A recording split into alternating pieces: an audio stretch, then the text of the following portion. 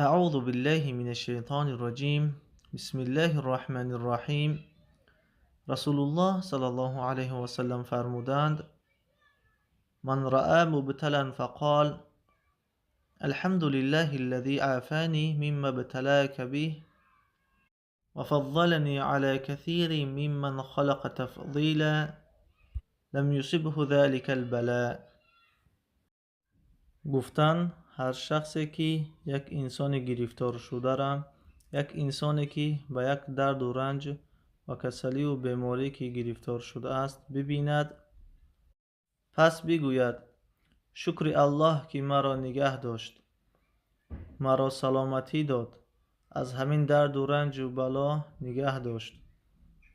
به همان درد و رنج کسلی و بیماری که تو را مبتلا گردانید، یعنی ایره در طرف همون انسان که به کسلی گرفتار شده است نگاه کرده همین دعا را میخواند.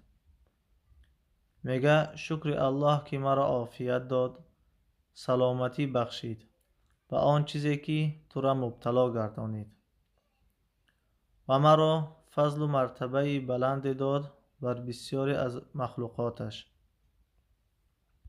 همین دعا را بخواند، میگه که اصابت نمی کند، یعنی تأثیر نمی کند به همین بنده همان بلا یا که همان درد و رنج.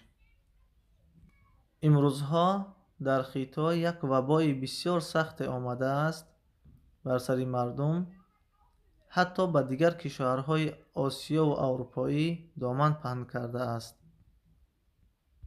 به همین خاطر به تمام دوستان و تمام مسلمانان توصیه می دهیم که کوشش بکنید همین دعا را از خود کنید. به فرزندانتان، به خانواده اتان، به تمام همسایه و یار و دوستانتان، خویش و تبار همین دعا را تعلیم بدهید. همین دعا را حفظ بکنن و هر بیماری که از همه نمود کسلی و دیگر نمود قسمهای بیماری که میبینند همین دعا را بخوانند.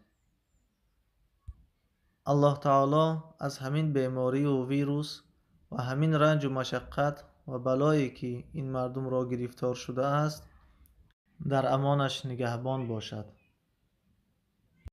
الله متعال تمام مادران و خواهران و برادران مسلمان ما را از همین بلایی که امروز ویروس نامیده می شود در امانش نگهبان باشد.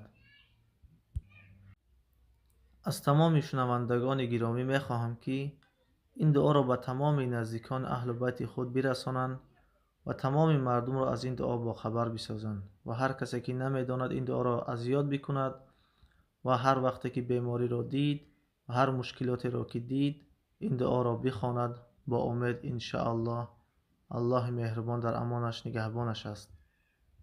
و علیکم السلام و رحمت الله و برکاته.